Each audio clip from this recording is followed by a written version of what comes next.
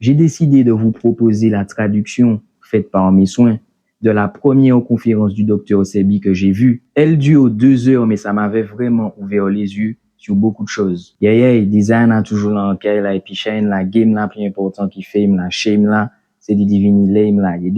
On va voir ça en 3 parties et à chaque fois je vais vous mettre le résumé point par point des principales connaissances qu'il a partagées pour que ce soit vraiment clair pour tout le monde. C'est parti.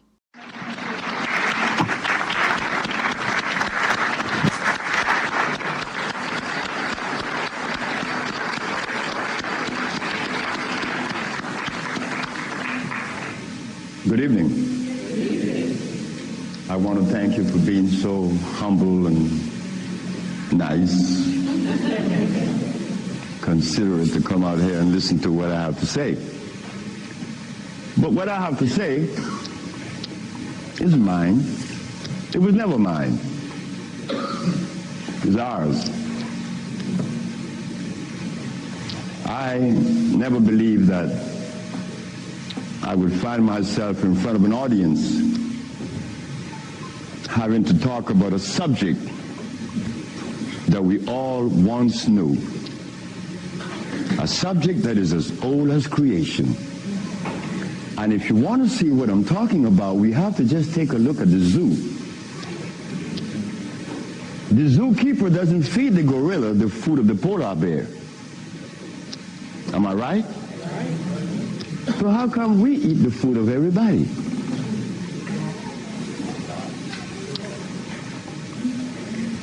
We'll begin this lecture by letting you know, first of all, I'm your brother. No more, no less than you. I can't be smarter than you. That's impossible.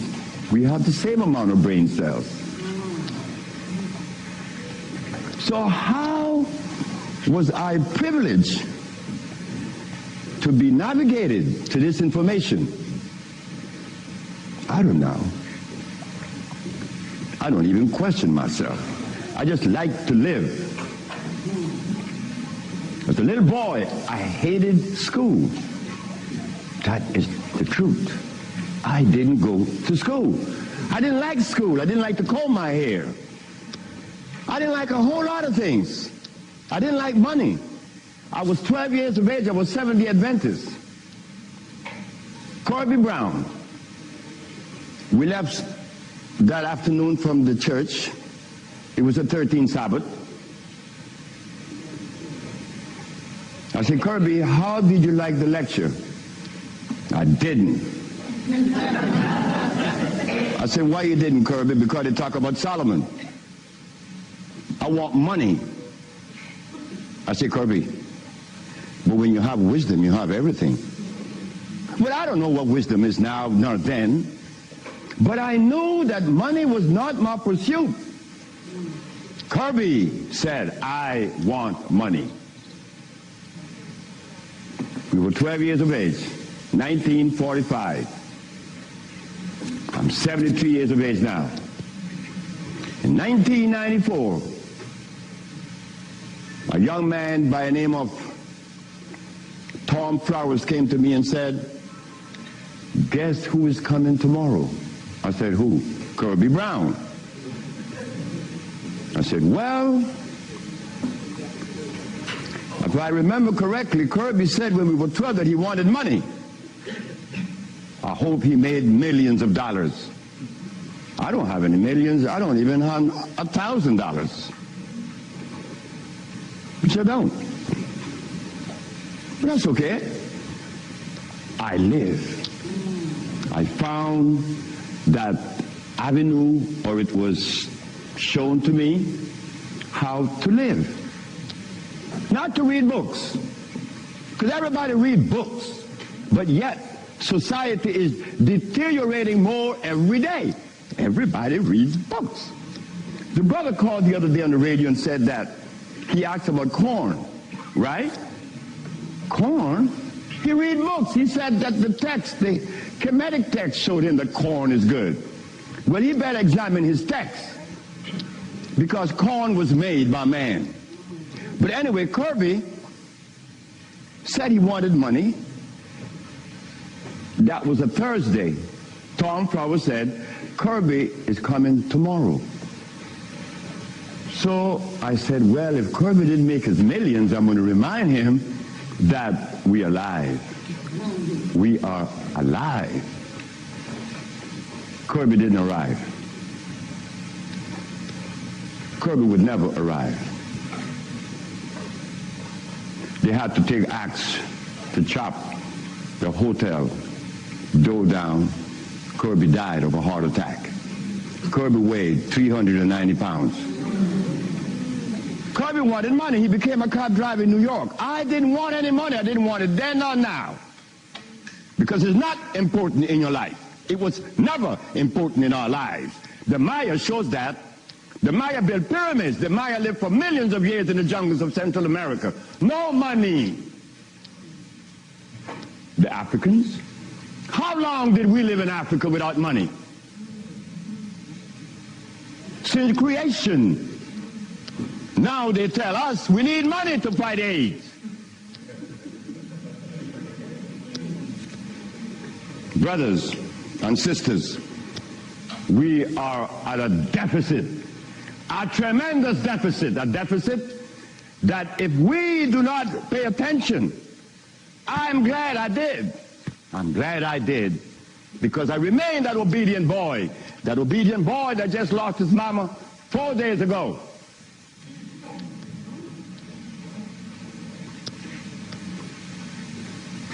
I listen.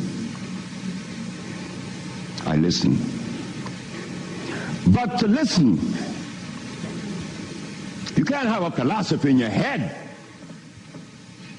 If you have a philosophy in your head, you cannot listen to anyone. I was there. I was a Seventh-day Adventist. I listened to no one but those things that came from the church. Well, if I was to listen to the church today, the Seventh-day Adventists, I'll be eating tofu. I'll be sick. You see? I'll be eating tofu. If I had gone to school, I would have become a medical scientist. I wouldn't have been able to cure AIDS, because they do not. They don't cure AIDS. If I had listened to all of the philosophies of Europe, I would have never been able to find the answer to the cure of diseases. But today, I'm going to share with you the African wisdom, the African brain, the African genesis, the African resonance, something that was never taught to us in the schools.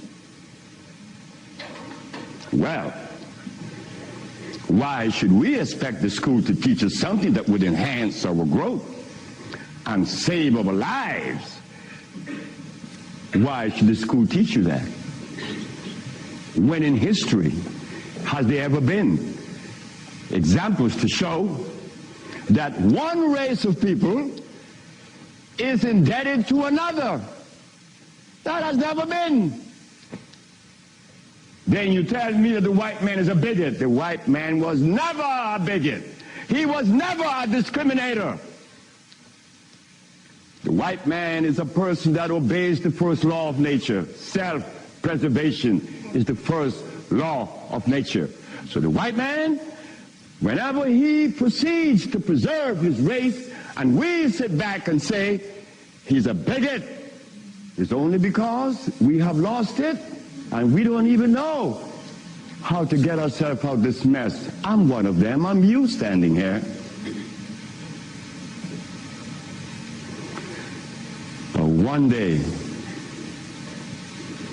it was to be that your brother would be shown something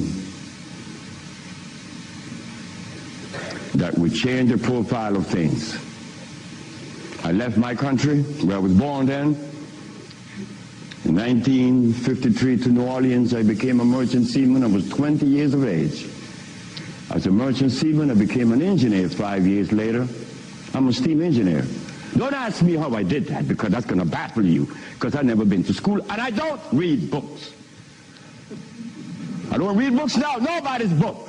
I'm not even going to read my own.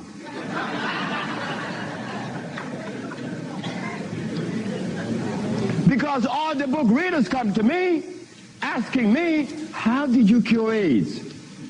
But that's like asking the gorilla, hey man, how come you keep yourself healthy without a hospital? How come you don't have any medicines? We'll begin. I became a merchant seaman right quick to take you through my life. Left Honduras without going to school, became a merchant seaman, became an engineer, worked for the County of Los Angeles as an engineer. While as an engineer, the County of Los Angeles, something is to happen. Something is to change my life completely. First, it was a Mexican. The Mexican said to me, you're dying. I said, I know. How do you know? Because I fell out going to the bathroom a Sunday afternoon, and I didn't reach the bathroom. I got up off the floor. Something must have happened between there and the bathroom. But I had gone to the neurologist, the endocrinologist, the GER practitioner in Russia, in England, in Germany, in France, United States. And they were people that knows what it is about. They had the great big books on medical science. But my asthma and my diabetes, my impotence was kicking. What happened to the books? They read books. All the physicians that treated this boy read books of all kinds. Nothing happened. I goes to Mexico, and the Mexican have a goat in his house. Every 5 words it was bad. Bad. And I'm looking around. The Mexican said, the goat bothering you? I said, no. You're dying because you are disobedient.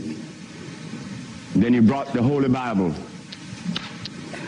Honor thy mother and thy father, that thy days may be long upon the land.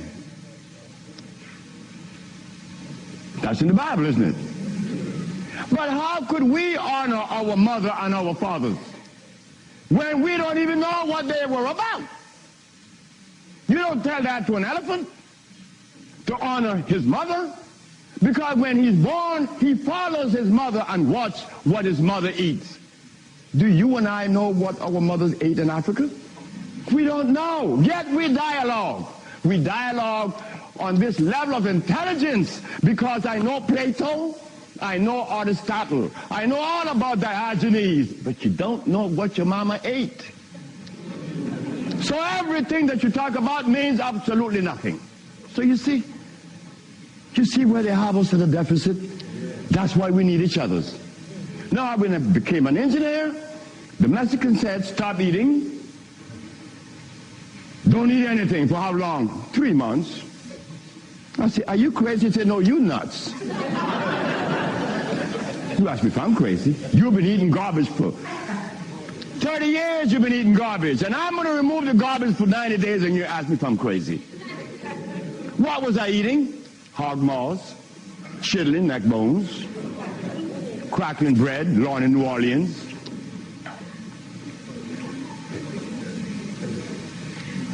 Eggs, because the grown-ups told me when my penis wasn't getting hard, eat eggs, drink raw eggs. And I did, by the dozens. And nothing happened. The Mexican said, don't worry about it, don't eat. 90 days later, I was no longer impotent, no longer diabetic, no longer asthmatic, no longer with glasses on my eyes, and this stomach hair was 42.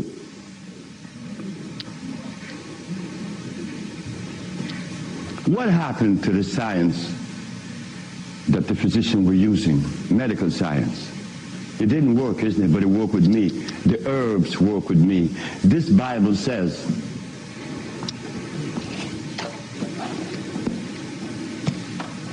in the book of Revelation, it says 22 verse, and the first chapter, it talks about the herbs for medicine. Am I right? Well, ladies and gentlemen, what could have happened to us that when my brother, who was a preacher for 30 years, was sick, and instead of going to God's medicine, he went to the physician to get a chemical in his arm. My brother died 21 years ago. I'm not a preacher.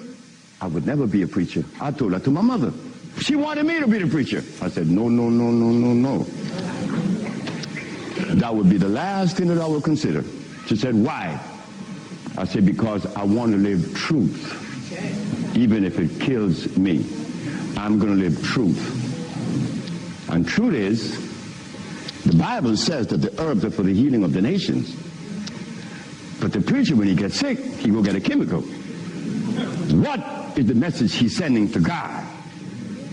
Come on, just be truthful. Let us be truthful today. If never again in our life, let us be that today.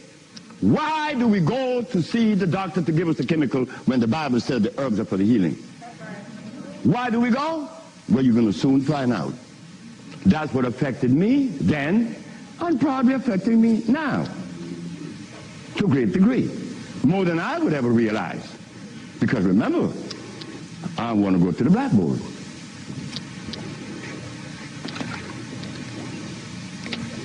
Roughly speaking, Africa. Way overhead, we put America.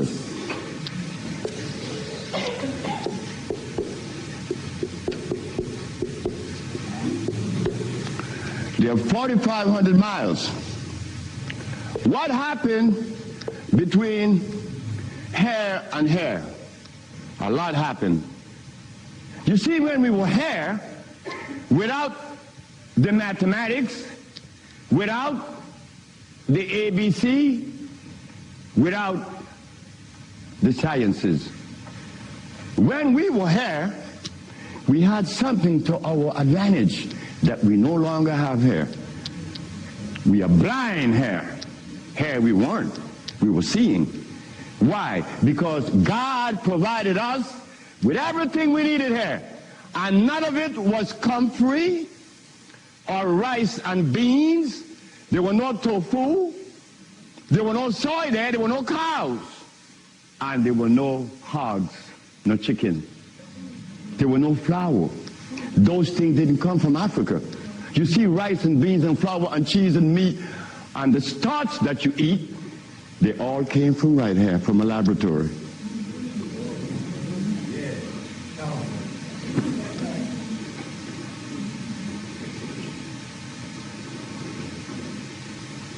Now, for us to eat, you have to have in your big skull the understanding of biochemistry. But when we were here, we didn't have to know anything about biochemistry. Why?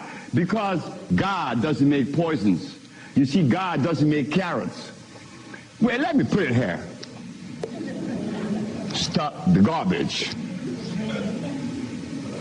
Anytime someone tells you that tofu is good for you, that someone that just gave that information to you has one eye open. But he's confident that when he tells you to eat carrots and you drink it, you have both closed. So a one-eyed man is king where everybody's blind. But the one that recommends the tofu is only half seeing. He's blind. He got one eye open only. But he doesn't know it. Example. Before we get into the real lecture, pull this out.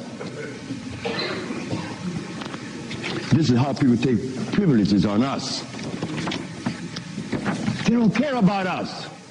They bring us information that, oh God, that's why the rest of the world laugh at us. Because they know that we have both eyes closed. Here it is. Moringa. Moringa has 23 times the iron in spinach. Spinach has iron? No, because spinach, let me take my time because there's a whole lot of information. I don't want to jog it up. Anything that has a pH of 7 plus is alkali. Si ça t'intéresse d'apprendre à alcaliniser et sculpter ton corps avec les principes du docteur Sebi, mais aussi avec la puissance du sport et de la compréhension des macronutriments en fonction de tes caractéristiques, tu peux cliquer sur le lien dans la description pour accéder dès maintenant au pack santé totale. Anything that has less 5, 4, 3, 2, 1 is acid.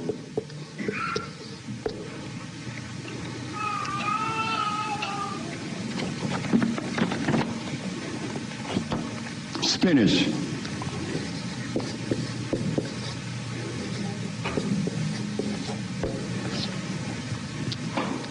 Acid. Why compare moringa with spinach? When spinach has a starch base, it has no iron. Seven times the calcium in milk. Milk has calcium. Well, I stopped drinking milk 42 years ago, and I could fall on my knees. You drink milk with moringa, because they said to mix it with making some pages here, you're not going to fall on your knees at 73. You're going to leave your knees down there. 11 times vitamin A that you find in carrots. Carrots has vitamin A. Carrots belongs on the acid side of life.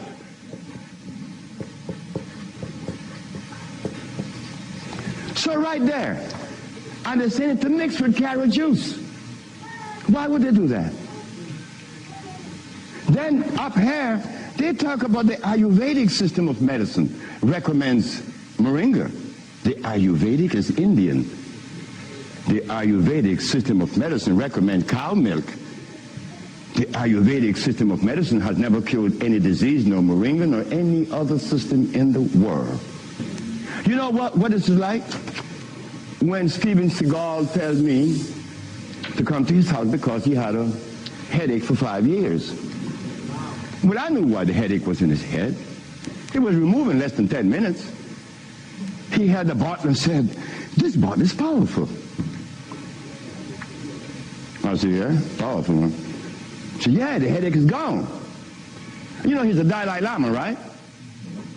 He wanted me to go to Kathmandu. Kathmandu? I'm going to go to Kathmandu. To do what? Talk to lamas. Lamas for what? What am I going to talk to lamas for? They couldn't cure your headache that you had for 5 years. The lamas need to come and see me, not me, the lama. But since we were compromised, we left all our food in Africa. You and I don't even know what we ate in Africa. So don't even go there. But we have the opportunity because one of your brothers happened not to go to school and look outside of the paradigm of school and found something altogether different. And what did I find? That anything that God made is on the alkali side. Why? The molecular structure is complete. It was made by nature, not man. Anything that God made has no starch. That's another thing. Anything that nature makes has no starch. Anything that man made has to have starch because starch is a binder. To titrate two unequal chemicals, you have to use a starch. Starch is not a food. Starch is a chemical. And what have we been eating since they took us away from Africa? Starch and blood.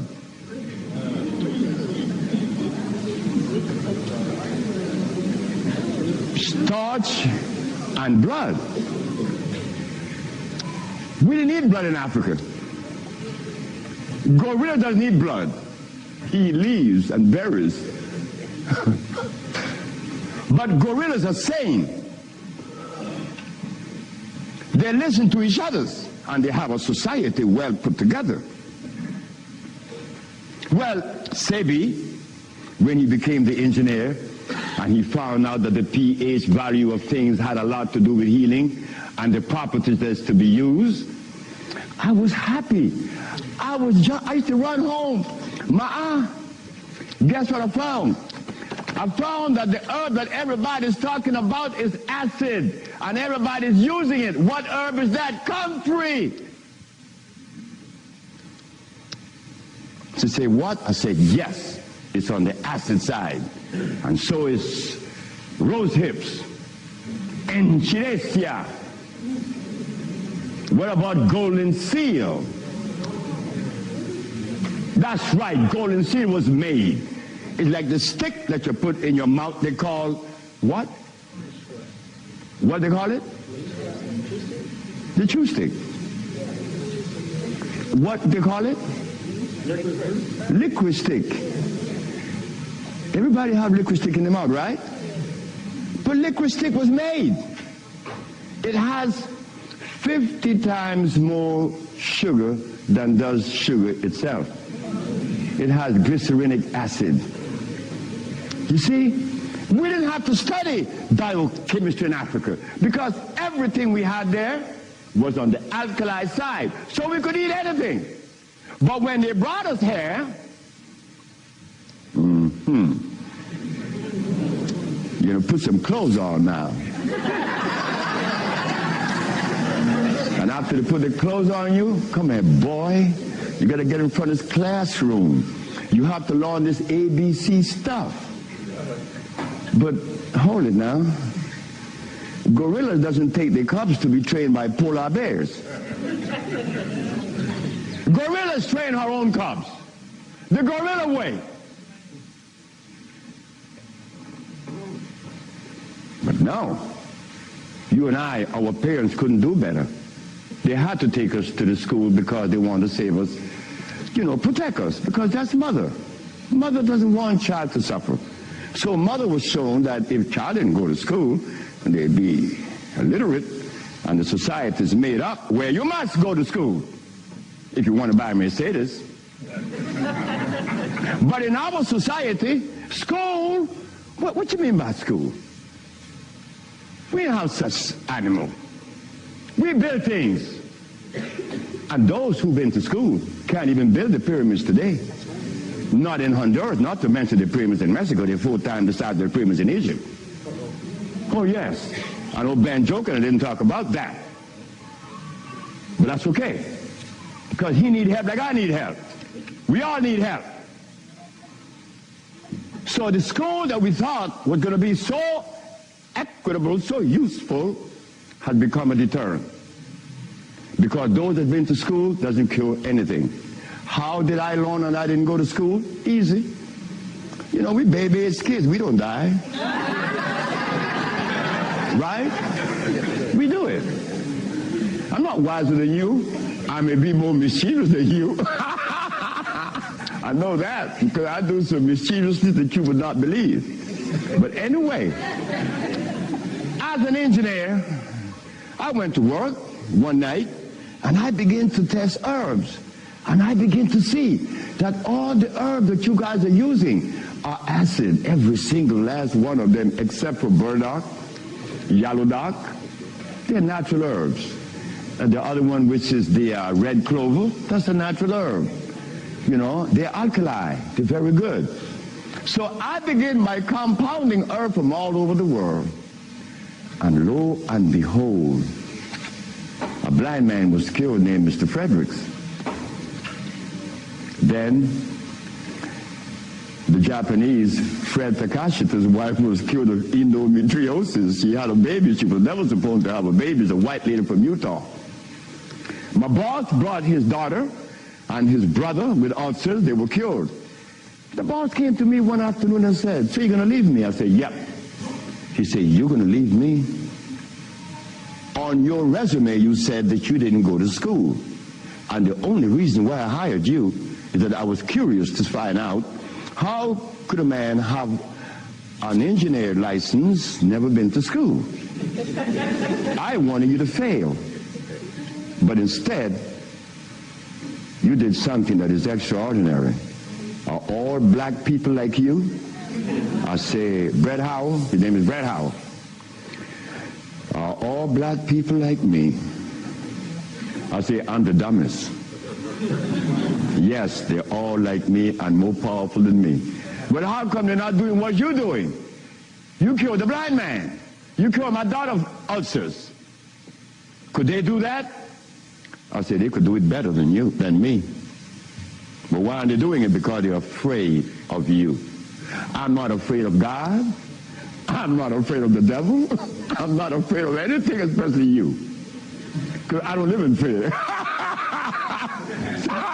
I say, Brad Howell, the black man of America is afraid of you white people because you guys made him afraid of you. And you should not feel good about that. It's not about me hating white people, loving black or hating black. It's about understanding. Nobody's going to help us but us. Nobody in this world, whether white, black, Chinese, or Arab, could help us. It's impossible for them to help us. Why? Because they don't know us. They don't have our genetic predisposition. Look, as a Christian, I used to eat pork.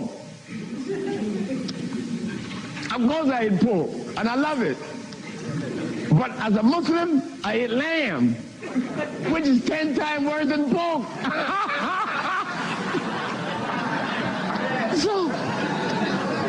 So what do I do? Who do I turn to?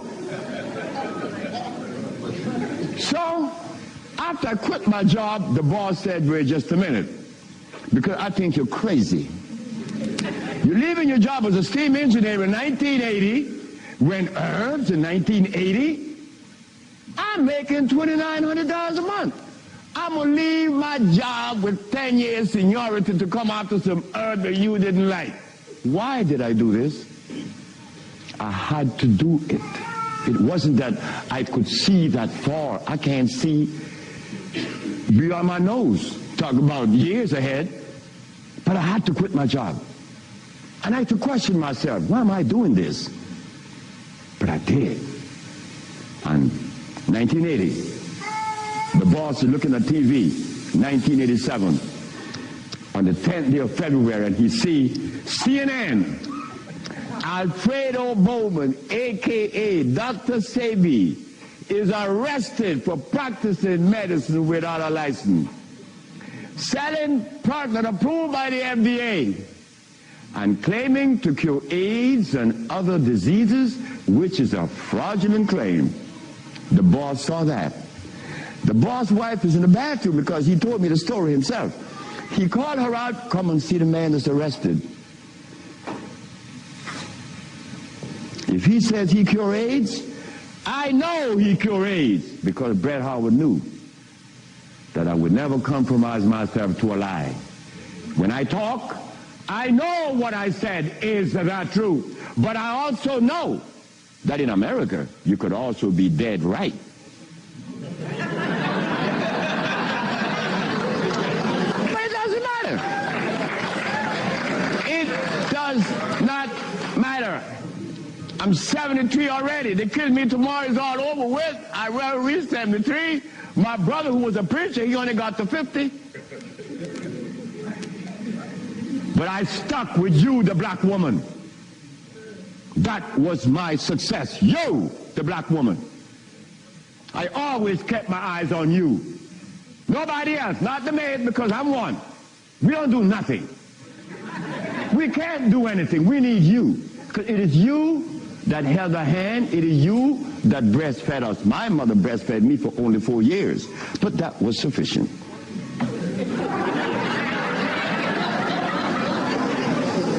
In 1962, two statements was made in a barbershop. 1640 Claiborne Avenue, New Orleans, Louisiana. Timothy Barbershop. Tim Barbershop. Ernest Moriel walked in there when he was a lawyer. And every time Ernest came in the barbershop, we used to jump on Moriel. I mean, we used to kick him around the place. Moriel said, you see you niggas? One day, I'm going to become mayor. And I'm going to remember you, Alfredo. That's me. The big mouth. I'm going to have you in jail. Ernest became the mayor of New Orleans. I was in Los Angeles, and the most hurting thing in my life was when I heard that Mourir had passed with asthma, a disease that I used to suffer with, that I was cured of in Mexico, and that I have addressed so many times. Mourir died. Ernest Mourir. Then another statement was made by me in that same barbershop. I said that I would give the black woman a gift. Brother said, Logan said, sapphire? I said, yes, sapphire, your mama. I said, she was the first, you came out of her. She held your hand. She teach you everything about the basic things of life, and then she cut you loose. Now she worth nothing. She's sapphire. I'm going to give her a gift. 1962, that statement was made. But 1962, I was sick. I had asthma, I had diabetes, I was impotent, I had everything under the sun. But in 1964, I was cured, and years went by. Then I found out this is the gift to the black woman. The healing that I found is in your hands now, black woman. Yes, it's in your hands. So in 1987, I was arrested. And while I was in jail, I was the happiest man in the world, because when I was 40 years of age, I was going to work, and I passed by Miss Louise Wright house on my right, and I made a statement, I'm going to help humanity. And here it is. 1987 is the showdown. I was arrested. All of the people in New York that were healers, I don't need to call their name. They say, yeah, they got the big mouth. They were angry with me because I put an ad in the Village Voice and the Amsterdam News and the New York Post. AIDS has been cured by the USHA Research Institute. And we specialize in cures for leukemia, sickle cell, impotent, blindness, cancer, and others. Well, after all, I did it. Shouldn't I advertise it? You should be glad your brother's doing that, because now you have a chance to share in the bounty, right? That's the way I felt. So I'm in jail, and I'm wondering, how is the American Medical Association going to escape from this one?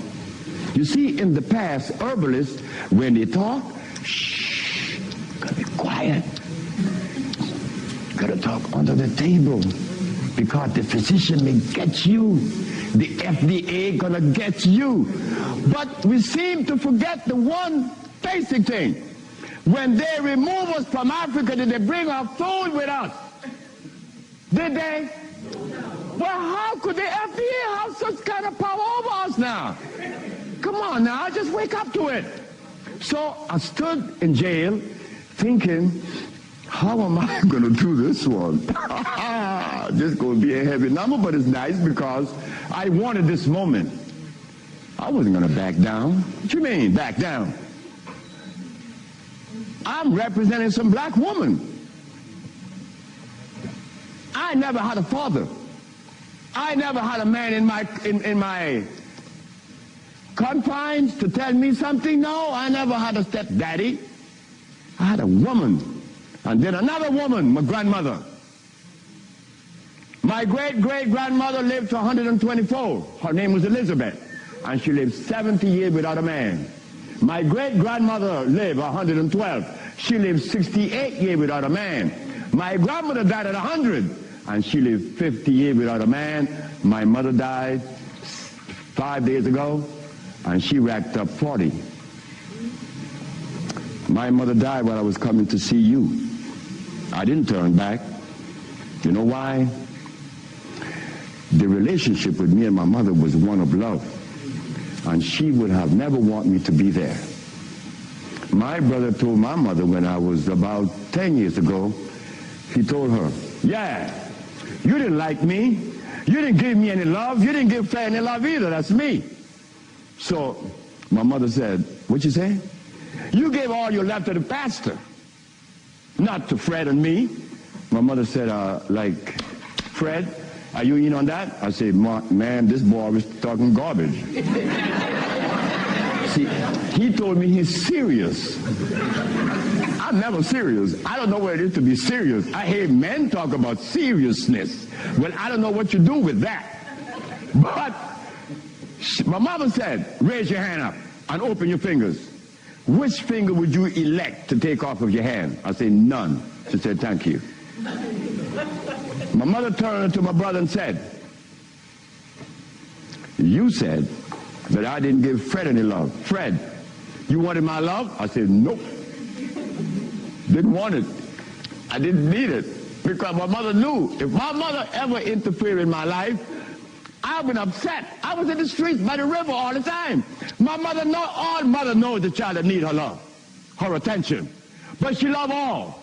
But she knows the one that needs your attention. I didn't want my mother's attention.